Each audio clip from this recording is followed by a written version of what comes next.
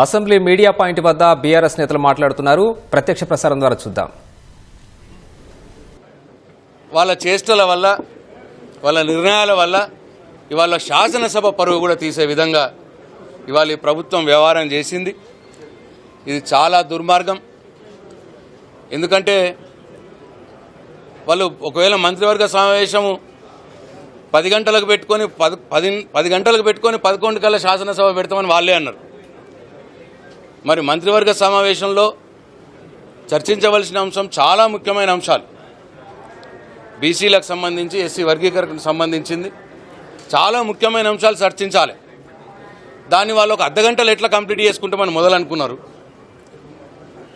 11 గంటలకు శాసనసభ పెడతామని ఎట్లా అనుకున్నారు? అసలు ఈ ప్రభుత్వం ఏమైనా ఆలోచనతోటి నడుస్తూ ఉన్నదా? వీళ్ళకి ప్రొసీజర్స్ ఏమైనా ఉన్నాయా? మొత్తం సభ యొక్క సాంప్రదాయాల్ని, సభ యొక్క ప్రొసీజర్స్ని తుంగలో దొక్కి ఇవాళ శాసనసభను అవమానపరిచే విధంగా ఇవాళ ఈ ప్రభుత్వం వ్యవహారం చేస్తూ ఉన్నది. ఒకవేళ మంత్రివర్గ సమావేశం 8 గంటలకే పెట్టుకొని ఉండే, ఇంపార్టెంట్ విషయాలు కాబట్టి 2 గంటలు 3 గంటలు చర్చించాల్సింది ఉంటుంది అనుకుంటే 8 గంటలకే మంత్రివర్గ సమావేశం పెట్టుకొని నువ్వు 11 గంటలకు అసెంబ్లీ టైం ఇచ్చేది ఉండే. లేదు 10 గంటలకు మంత్రివర్గ సమావేశం పెట్టుకుంటే అసెంబ్లీని 12కో 1కో టైం ఇచ్చేది ఉండే, షెడ్యూల్ చేసేది ఉండే, రేపు పెట్టేది ఉండే. రెండు అంశాలని ఒకటే రోజు కంప్లీట్ చేయాలని ఆతృత. ఇటు బీసీ విషయం, ఇటు ఎస్సీ వర్గీకరణ విషయం రెండు కూడా ఒకటే రోజు కంప్లీట్ చేయాలి. అదే రోజు మంత్రివర్గ సమావేశం పెట్టాలి, అదే రోజు మంత్రివర్గ నిర్ణయం జరగాలి. ఎందుకు ఈ ఆతృత? ఎందుకు ప్రొసీజర్లను తుంగలో దొక్కి ఎవరిని మభ్యపెట్టడానికి పనులు చేస్తూ ఉన్నారు వీళ్ళు? చిత్తశుద్ధి ఉన్నట్టా వీళ్ళకు? బీసీల మీద, ఎస్సీల మీద వీళ్ళకి చిత్తశుద్ధి ఉన్నట్టా? అసలు అసెంబ్లీ అంటే గౌరవం ఉన్నదా వీళ్ళకి? 1 నిమిషంలోనే అడ్జస్ట్ చేయడం అనేది చరిత్రలో లేదు. ఇప్పటిదాకా అసెంబ్లీ చరిత్రలో ఇటువంటి సంఘటన జరగలేదు. దీన్ని తీవ్రంగా ఖండిస్తూ ఉన్నాం. అసెంబ్లీ సాంప్రదాయాల్ని, అసెంబ్లీ ప్రొసీజర్స్ని పాటించాలి. మరి ప్రభుత్వం మొత్తం తెలంగాణ పరువు తీసేస్తున్నది, తెలంగాణ శాసనసభ పరువు తీసేస్తున్నది. ఎక్కడికి తీసుకుపోతారు ఇది అర్థం కావట్లేదు. కాబట్టి టీఆర్ఎస్ ఎల్పీ పక్షాన తీవ్రంగా ఈ చర్యను, ఈ 1 నిమిషాలనే అర్జెంట్ చేసుకొని పోయే చర్యను తీవ్రంగా ఖండిస్తూ ఉన్నాం.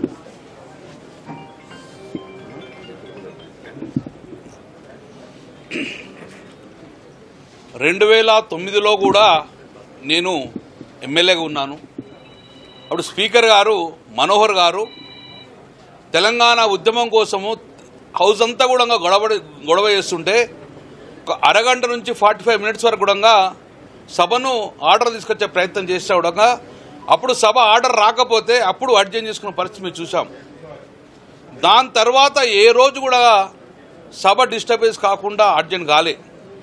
కానీ ఈరోజు మమ్మల్ని అందరినీ బీసీలను 11 గంటలు రాండి, రాష్ట్రమంతా సంబరాలు జరుపుకుంటున్నారు, మీరు కూడా రావాలి అంటే ఈరోజు రథసప్తమి, అందరు గుళ్ళ కూడా ఇది మాకు ఇంపార్టెంట్ అని చెప్పి ఈరోజు సమావేశానికి గుడికి పోకుండా సమావేశానికి 11 గంటలకు హాజరు కావాలని రావాల్సిన జరిగింది.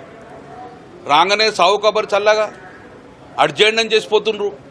మేము అడిగినాం ఎంతవరకు అడ్జస్ట్మెంట్, రేపా ఎల్లుండా అంటే సమాధానం లేకుండా వెళ్ళిపోయారు. ఇదా మీరు బీసీలకు ఇచ్చే గౌరవం? ఇదా మీరు బీసీలకు ఇచ్చే గౌరవం? శాసనసభ పెడతాం, అందులో కులగణన చేస్తాం, బీసీలకు మేము గౌరవిస్తామని చెప్పేసి మేఘాల మీద పొద్దున క్యాబినెట్ అట, మధ్యాహ్నం 2 కులగణలకు మాట్లాడుతారట, నిమిషం మాట్లాడి మా అనుకోపోయేందుకు మేమేమన్నా అనాథలుగా గౌరవిస్తారు? మమ్మల్ని అనాథలు చూస్తున్నారు మీరు మమ్మల్ని? అంటే మాకు ఈరోజు ఇచ్చే గౌరవం ఇదేనా? 40-50 సంవత్సరాలు మా వెనుకబాటు కారకులు ఈ కాంగ్రెస్ పార్టీ, మళ్ళీ ఈరోజు ఈ యొక్క అవమానం చేసేది నిజంగా చాలా బాధాకరం. ఏం ప్రొసీజర్స్ ఎక్కడ చూసినామో మనం? ఏదన్నా బిల్లు కానీ, ఏదన్నా జియో కానీ, కులగణన కానీ చేయాలంటే క్యాబినెట్కి తీసుకొస్తుంది కమిషన్. ఆ క్యాబినెట్లో చర్చించి ఏమైనా మోడిఫికేషన్, అమెండ్మెంట్ మాడిఫై చేసుకొని అసెంబ్లీకి తీసుకొస్తారు ఆ బిల్లును.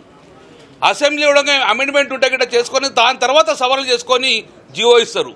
కానీ వీళ్ళేంది ఉత్తమ్ కుమార్ రెడ్డి ప్రకటించడము, క్యాబినెట్ అప్రూవల్ లేదు, అసెంబ్లీ ఏమైనా మోడిఫికేషన్ లేదు, బీసీ కులగరణ మేము 40% చేసినాం అంటాడు. మరి ఇవాళ ఒక అమెండ్మెంట్ అయిందనుకో, అది 50% అయిందనుకో, మళ్ళీ ప్రెస్ మీట్ పెంచుతావా, మళ్ళీ ప్రెస్ పెడతావా? ఇది ఎక్కడ ప్రొసీజర్? క్యాబినెట్ అప్రూవల్ అయిన తర్వాత, అసెంబ్లీలో మాడిఫికేషన్ అయిన తర్వాత, అమెండ్మెంట్ అయిన తర్వాత, సవరణలు ఇంప్లిమెంట్ చేసిన తర్వాత జీవో ఇస్తారు ఎప్పుడు గవర్నమెంట్.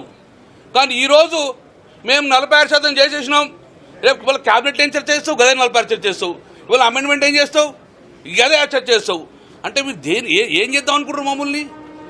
అంటే వీళ్ళని మొక్కుబడిగా పొద్దున ఒకటి మీటింగ్ పెట్టుకొని సాయంత్రం చేసుకొని వెళ్ళిపోతే వీళ్ళ కర్మ వీళ్ళు పడతానుకుంటారా? కబద్దారు ముచ్చట్లే కాంగ్రెస్ పార్టీ 40-50 సంవత్సరాలు మమ్మల్ని ఇబ్బంది చేసారు. ఇక కూడా మేము ఇబ్బంది పడే పరిస్థితి లేదు. కాబట్టి డెఫినెట్గా కులగణన శాస్త్రీయంగా జరగాలి, అసెంబ్లీలో చర్చ జరగాలి. ఒక్కరోజు జరుగుతారా, 10 రోజులు జరుగుతారా, చర్చ జరగాలి.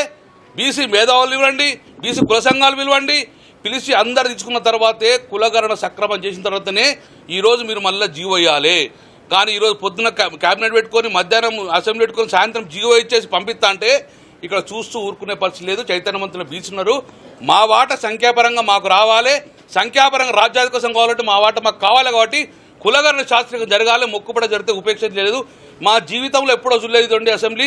అరగంట కోసం వచ్చేసి 5 నిమిషాలు మాట్లాడుకొని ఎటోటాలు పోతుంటే కూడా ఎంత అవమానం అండి. సమాధానం చెప్పకుండా పోతారా? ఎప్పుడు పెడతారో చెప్పండి. ఎంతసేపు అసెంబ్లీ కూర్చోమంటావు? ఏం చెప్పకుండా పోతండి. ఇగో ఇది కాంగ్రెస్ పార్టీ 40-50 సంవత్సరాలు బీసీలో మోసం చేసింది, మళ్ళీ ఈ రోజు మళ్ళీ మోసం చేసింది జరుగుతుంది.